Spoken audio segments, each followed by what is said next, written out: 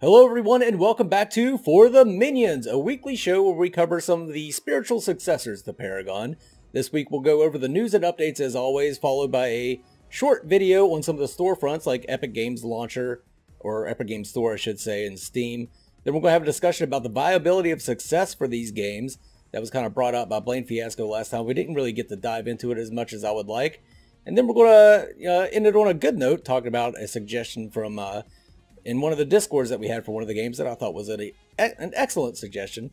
So I'm going to be your host, Mongoose. Joining me as always from Mandy Mal Games, it's Mandy Mal. How you doing, Mandy? Good. Thanks for having me. I'm here all the time. And then also joining us today, our guest host is going to be Sockcap. He has a YouTube channel where he used to do some Paragon content, and he also has a Twitch stream where he streams League of Legends. Sockcap, welcome to the show. All right, thanks for having me, man. I appreciate it. Yeah, no worries. Welcome. Let's let people know. First, let's start off. Who's your favorite hero, and then give us a little background on your Paragon experience. I played Richter pretty much all throughout Legacy. So I started in Legacy, and then from there I played kind of Bellica and ADC, but I always played Richter. I played with Ash Ketchup and JPie for we call it Team Eggplant. We never did anything good. So they say professionally. I don't know about that.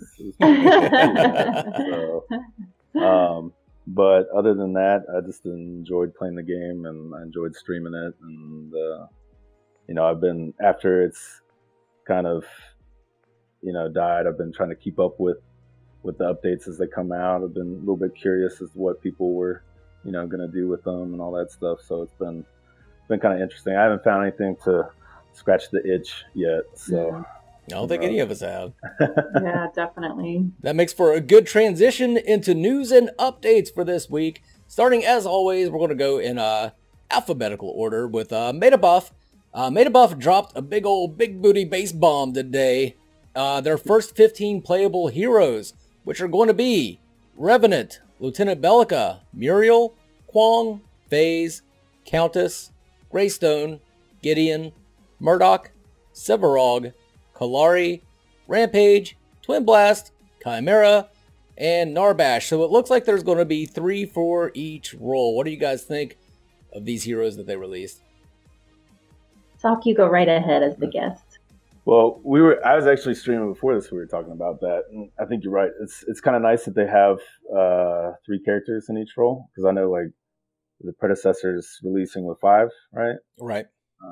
So, and I mean, I understand that idea of trying to have it more polished when it comes out, just being able to focus on those 5 heroes. I think that's a good thing too. But it is nice to have a little bit of variety. I might kind of draw some people into it a little bit more, being able to play a character that they played in Paragon. But, it might make things at least stay a little bit more interesting for longer, having a kind of front-loaded roster of characters. That way it won't get, stagnant or stale or anything like that. So I was pretty happy with that. I mean, it seems like a good move on their part. Oh yeah, it's way more than I expected. Yeah, definitely. I agree 100%. And I know there's going to be people who are like, so-and-so's not in there. This one's not in there. But, everybody, I think there's a good variety there that everybody should be able to find someone that they played. I know personally, I didn't play much variety in characters. And there's 2 of my 3 that I mastered in there. So I'm good. Oh, I thought you'd be sad without Sparrow. I am a little sad without Sparrow, but I got FaZe and I got Twin Blast, so... Well, my thoughts on that, and I think Sockcap being a Richter main himself, my thoughts was, these are 15 playable heroes. And we all know that Richter was not a hero, he was a fucking champ. So he gets his own release, I think. So, moving on, they're compiling the data from the gray box testing that went on last week, and then they released kind of a new, far more streamlined survey for creators and influencers, kind of focused on drafting a little bit. So be interesting to see what they gained from the from the gray box map testing and see what they get out of this new survey about drafting. It was kind of focused towards if you were a professional player or a casual player, or kind of a mixture of both.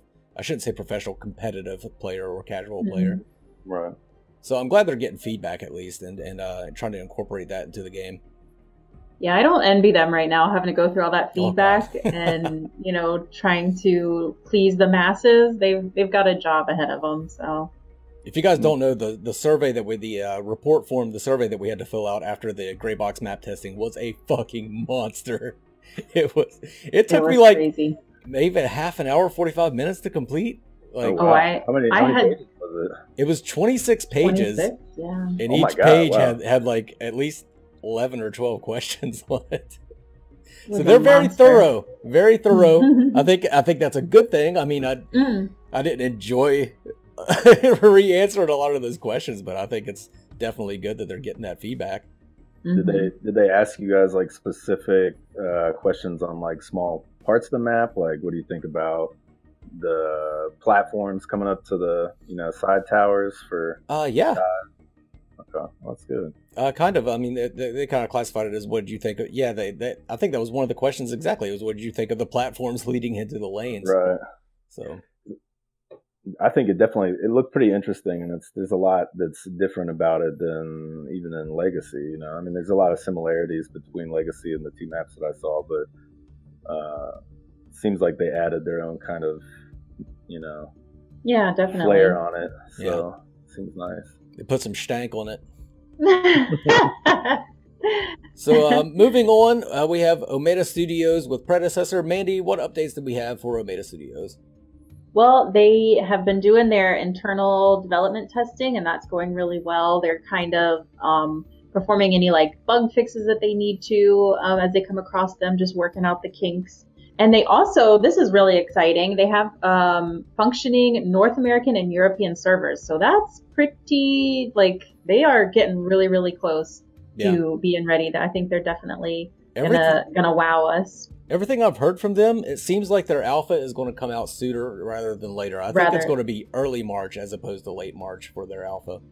I agree. Unless like something really catastrophic happens, knock on wood, it's not going to. They're just like, they are steamrolling over there. Mm-hmm. They just like set a goal and get it done. They're really, really impressive. I think, I don't know if it's because they're so small that I'm so impressed with the way they just get things done. What are your thoughts on it, on predecessor, Sockcap? I don't know. I mean, from what I've seen, it looks like it's pretty good. Like I said, they're releasing 5 heroes. I haven't really looked at the map too much, so I don't know what that's like. But releasing 5 heroes, having them really polished, because I think that, like, at least for me anyway, what drew me into Paragon was the feel of it, right? Like I was saying before, when I play League, like I fucking hate it. I don't even know why I play it. It's like some sort of self-hatred thing. But it's like when you ult somebody, like even so I play Urgot. I don't know if you know anything about him, but he shoots a giant chain out, and if somebody's at low health, pulls them in, and they get like ground up or whatever, and executes them. It's pretty cool sounding, right? But like when you do it in the game, it's just like, oh, it just kind of happened, But like. If you're playing Sev and you fucking come up behind somebody and just wallop them into a tower, like you feel that, like you're more involved in it. The third person, the animations, everything looks crisp. Like, you just get immersed in it a lot more than maybe a typical top-down, MOBA. So I think that from what I've seen so far, they've kind of got the animations done pretty well. Some of them I've seen, like I saw they had Feng Mao and he ulted, and it looked like it did in Paragon. I couldn't really tell any differences for the most part. So I think that if they get that feel down, they get the balancing down and stuff like that. Both of these games have time when they come out. They're gonna have the player base of Paragon, that will at least play it for a good while, because every one of us is like an addict that can't get their drugs. Yep. So, they're going to have people playing it for a good while. I'm not concerned about them necessarily releasing a bunch of characters right away. I think it'll be fine for a while, you know. So I think that, you know, if they get that feel right, you know, they get the map right and all that stuff, and what I've seen, it seems like they're on that path. You know, I think that it'll be, you know, pretty good. So, and like you guys said, it's coming out hopefully next month, which is huge. I didn't expect any sort of remakes to have a beta or an alpha or anything like that by this time frame at all, you know. Right. So I've been pretty impressed with that progress. It's been insane to me, honestly, to see that. So. Yeah, 100%. So moving on to Visionary this week, we didn't have any updates for Visionary. Sorry, Visionary fans. Sorry, fans of Phoenix Rising. For Ethereal, we just had a few updates. Kalia, Owen, and Zero are getting a visual rework, and Kalia is getting a complete visual overhaul. So the video last week, you might have noticed some of those heroes, but they are going to be reworked to look a little more realistic. They're going for like a Final Fantasy vibe for their characters. So just going to add some shaders, I think, and Kalia is getting the complete rework, like complete new colors and everything. Shout out to Numpad for giving me that info. That was on point. So not a lot this week for Ethereal, but still cool game that I'm really looking forward to. Is Kalia the jungle queen or whatever that had the colorful wings? No, that's Leia. Kalia is the fox girl. Oh, that's right. Okay. Oh, that'll be interesting to see her get reworked. They talked about having like mechanics where you could like jump on walls and stuff like that in Undying games. Right. Yeah. I thought that was pretty interesting when I kind of first noticed them, you know, which took a while because they didn't really have very many videos out at first, but I haven't really kept too much of an eye on them. But so far, it seems like conceptually it's interesting, you know, whether or not they get that out there and it works. You know, we'll see, I guess. How that very happens. ambitious. Very ambitious. Absolutely. But I think it's, you know, they seem to be plugging right along and doing really well, so. Okay, and before we move into the small video segment, if you guys have any questions or anything regarding any of these games, I will link all their social discords that I know of in the comments below. You can check them out for yourself, especially the Discord is a great way to get information about these games. For now, we're going to move on to a small video segment talking about Storefronts, Steam, the Epic Games Store, that sort of thing, or the developers creating their own launcher in Storefront. So let's go ahead and take a look at that. We're getting closer and closer to the alpha launches of these games. As such, it's time to think about a topic that may not be flashy and exciting, but it's certainly relevant. Storefronts. How are these developers going to market their game and what's the best way to access them? Today I want to focus on the financial side. Let's take a look at $1 and see how much of $1 that you spend on a game actually goes to the developer, depending on what storefront is available. Now this applies not only to game sales, if these games have an upfront cost, or if you're simply buying skins or currency, if the game in question uses a free-to-play business model similar to Paragon. Before we get into storefronts though, we need to take 5% of your dollar and give it to Epic right off the top. All of these games use the Unreal Engine and as such must give the devil its due and pay 5% of their earnings to Epic. This is not affected by the use of Paragon assets. The assets are free and can be used as such as long as you use them in the Unreal Engine. Now on to the storefronts. Let's take a look at some of the major ones and compare them to directly buying the game from the developer with whatever systems they have in place. Steam takes 30% of sales with 5% going to Epic. That leaves 65 cents of your dollar for the game developer. GOG, or GOG, whatever you want to call it, also takes 30%, so same as Steam. Epic Store takes 12%, however you will need to pay that 5% straight to Epic for the use of the Unreal Engine, so it comes out to 17%, the remainder being 83 cents. Now if you use a store created by the developer, you still need to factor in that they need to pay for some of the things included when using a third-party storefront. Back-end support for processing payments, server hosting, customer service, and the like. On average, they will be paying about 3% of their income on those services. This price can of course fluctuate depending on various factors, but we'll use the average for our purposes here. So 3% for support, 5% to Epic, and you'll be paying 92 cents to the developer. You could think of this as 95 cents, as the developer could use whatever money necessary to pay for backend, but for the purposes of this comparison, let's factor that 3% back in. So you may be thinking, why the hell would you ever use a storefront if you can make so much more money with your own launcher and store? What do you get in return? For one thing, exposure. Established third-party storefronts give developers access to large communities and provide a form of advertising for the game. Think about looking around on Steam for new games and something akin to Paragon pops up. It would definitely pique your interest, and if it was labeled as free to play, you would lose your shit and start smashing that download button. This is a bit of a double-edged sword though.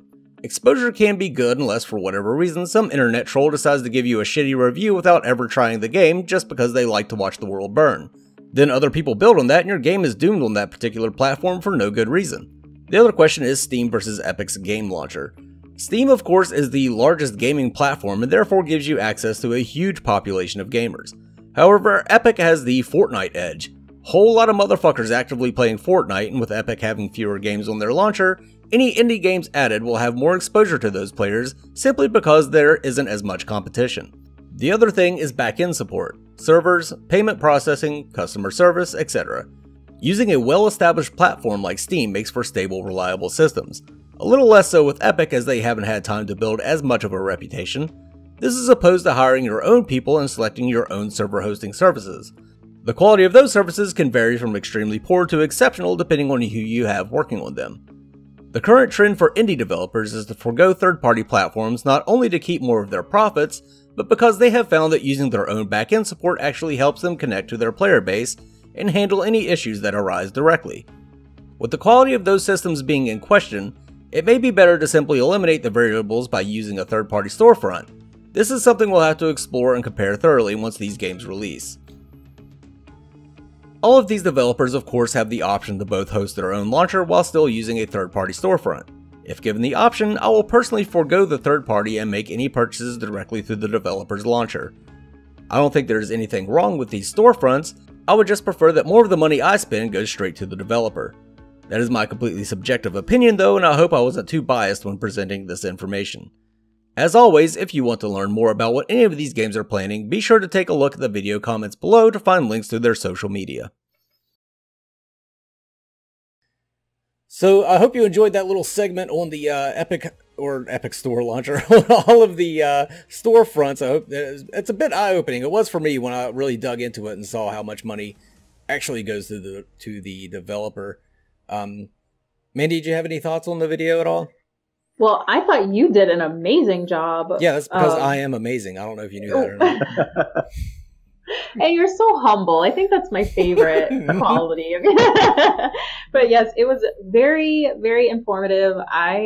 Very eye-opening. And yeah, good job. Good job, Goose. Thank you. Sockcap, did you get a chance to watch that video? I watched part of it. So I'm sorry. I've been working all week. That's no problem. I sleep all day. But no, I mean, I agree with Mandy. I thought you did a good job. But that being said, I've watched a lot of your videos in the past, and you always seem to, do a pretty good job on them. Thanks, man. I'm gonna take the knee pads off here. You can put them back on later.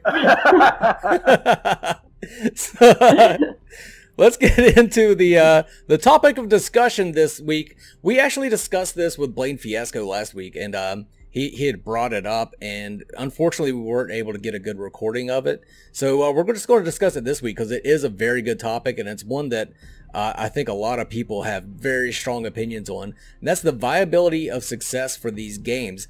How viable do we think that? I mean, how do we think that they're going to be successful? Is what I'm trying to spit out of my mouth. Because the Paragon audience was already too small for Paragon to continue, and then now we just have a fraction of that audience looking at these spiritual successors. With 4 of them out there, are any of them going to be able to get enough of a fan base to be a successful game? So, Mandy, Sockcap, thoughts? Well, like I said last week when we were trying to discuss this, I have a love-hate relationship with this topic because it's totally, what's the word I'm looking for? It's it's a possibility that these things are, not going to succeed. But I don't like thinking about that. I want everybody to win. I want everybody to get a trophy and be successful. So cup half full type, right? Yeah, yeah. I just want everybody to be happy. But unfortunately, it, like you said, you really summed it up well there, that it's already a small audience and they're competing for a fraction of that audience. And it's, people are going to be split. People are going to like things about one game and dislike things about another, and they're going to be drawn more towards one than they are the other. And that's just the way it is. So, and it almost seems like instead of it being it's kind of split in half, because we have two that are very, very similar to Paragon as far as using assets, and then two that are kind of going their own route. So it's split even more as far as like, well, are you after more Paragon, feeling, or are you ready for something that is, inspired by, but a little different? So it's going to split almost even more in that way. Right.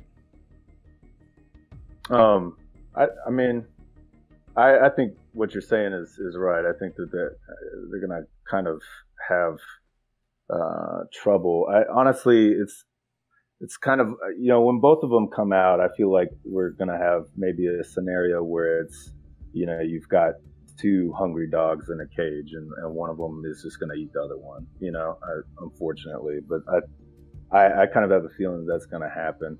I think that, like we were saying before, they will have, at least initially, a decent sized player base, because everybody's going to come back that played Paragon. All the old streamers, and all the old players that played maybe in Legacy. They didn't like Monolith, but they loved the game. They left for a while. All those people probably are going to come back, I would say.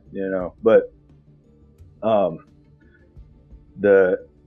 think as soon as both of them are out, and one of them kind of has more of the mechanics that people are wanting, people will tend to gravitate towards that. I mean, you look at like Dota 2, right? It was the original was a mod for Warcraft. It was a pretty popular mod, but it started off small, but the gameplay was good. Maybe the graphics weren't that great, but the gameplay was good, and people gravitated towards that and played it. So I think as long as they hit the, having a game that at least has a lot of depth to it. I mean, that's the only reason I play League right now. I don't like the game, but it has depth to it. So I feel like I can learn and become a better player, and through that I kind of enjoy it a little bit more, sort of. But I think if they hit the nail on the head there with the gameplay, they make it so it has a high skill ceiling and a low floor, so there's a ton of room to improve, to learn new things. Because when you play these types of games, you're looking for that adrenaline rush, that feeling that you get when you outplay somebody by doing a crazy mechanic, or something like that. Yep. And being able to do that, which is ultimately what killed Paragon. Is Epic just started stripping them, all those mechanics from their game one by one, and then you just were left with nothing. So I think if they do that, I think that they can, at least garnish enough support, and I think one of them, probably has a good chance of succeeding, at least in the short term, and after that, if they start marketing and all that stuff, and kind of get the ball rolling on that and grow as a team, and are able to continually add stuff to the game, then maybe it might have a chance of actually becoming, a full-fledged, game, its own game, instead of just being known as, this is what sad Paragon players do. I hadn't thought of that. That's funny. Yeah, that's very well said. Yeah. So I think best case scenario is that all four of them succeed and live happily ever after, and then they become so successful and then launch on the Epic stores and beat out Fortnite, and then Epic's like, oh, we were so dumb for canceling Paragon. That's best case scenario.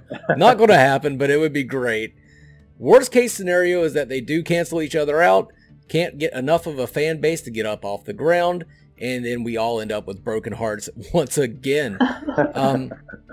I don't think that's going to happen either. I think what will happen is a little more middle of the road. I think I think either predecessor or core will take off, like you said, two hungry dogs in a cage.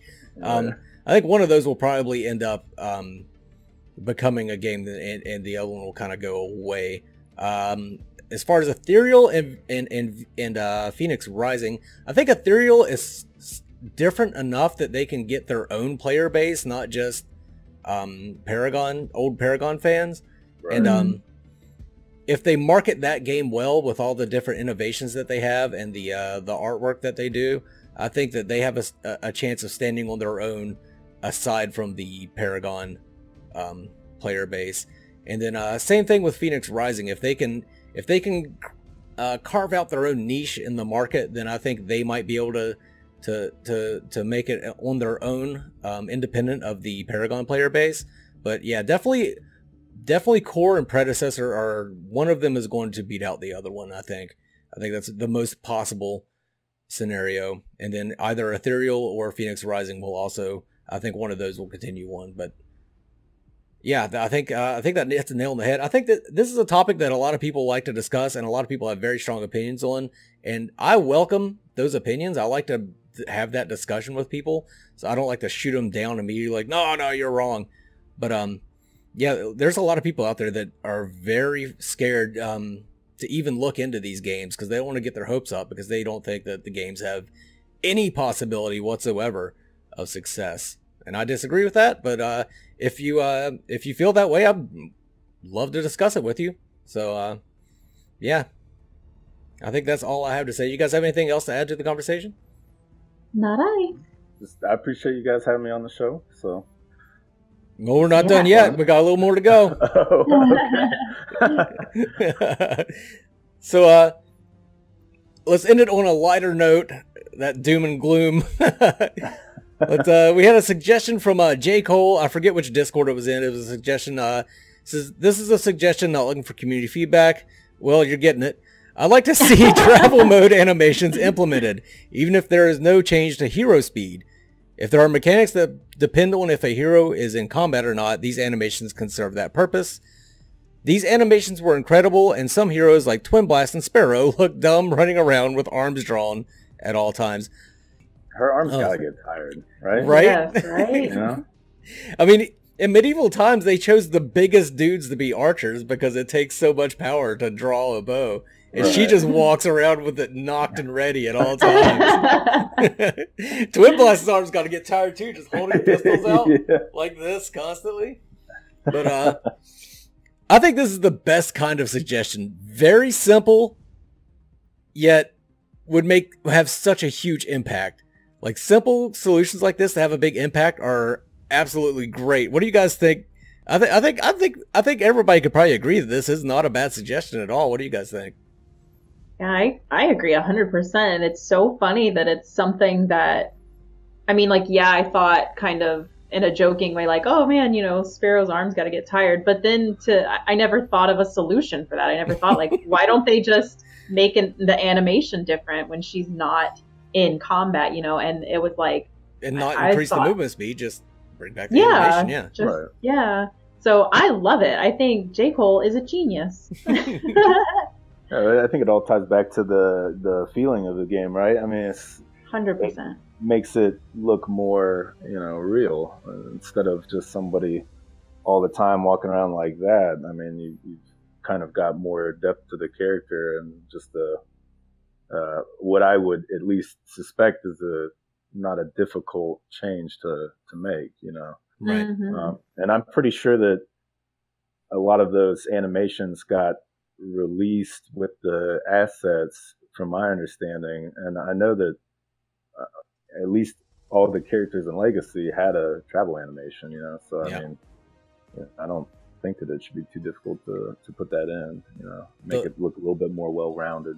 Mm-hmm. The last 4 heroes to be released, including Boris did not have travel animation, so it would be a little difficult for like Terra and Boris and stuff like that. I don't think they could give that those weren't released assets, so they would have to create the travel animation themselves. Right. But I think by the time they get around to releasing those heroes, they should have that down pat, and they might be able to do their own travel animations. Right. But yeah, I think that's a great suggestion, and I fucking love it. So now let's get to the plugs section. Mandy, do you got anything to plug this week? Just check out my channel. I've been doing a little variety of stuff over there. I can say if you're a fan of mediocre gaming, you're gonna love me. So just head on over there and check that out. And I did kind of change my name from Mandy Mal 00 to Mandy Mal Games, but you know, not too big of a change. Sockcap? Along the same lines, I guess. Twitch.tv/Sockcap if you want to see somebody who is practicing self-hatred and plays Legends and is a one-trick ergot silver player, then if that's your cup of tea, then by all means come check it out. So I'll link that in the video description below if you guys want to check out Sockcap. Oh, thanks, man. I appreciate it. Yeah, no worries. I'm going to be doing some very different videos than what I normally do. I want to start doing, I kind of get fixated on certain topics, and then I just do a deep dive and try and learn everything possible about them. So I'm going to do a few videos on stuff like that, like the 12 Tribes cult, the Mouse Utopia experiments of the 60s, stuff like that. I don't know if I'll put them on my channel or if I'll create a new channel for them or something, but anyway, that'll be sometime down the road. But yep, if you're watching this as the premiere, the video is about to end. If you're in chat, thank you so very much for coming out and watching this week. We always appreciate it, and we always enjoy talking to you guys. If you want to keep the party going, if you want to keep chatting with us, if you have something to say about any of the topics or any of the updates that we have going, you can go ahead and join my Discord, which Future Mongoose will link in the chat right now. And you can join in on voice, or you can, text, whatever you want to do. And at least I'll be in there. I don't know about Mandy and Sockcap if they'll have time, but if they do, they'll be in there. We can all talk some Paragon and reminisce. So yeah. Thanks for coming, everyone. This is the end of the video. Goodbye. Mangoose.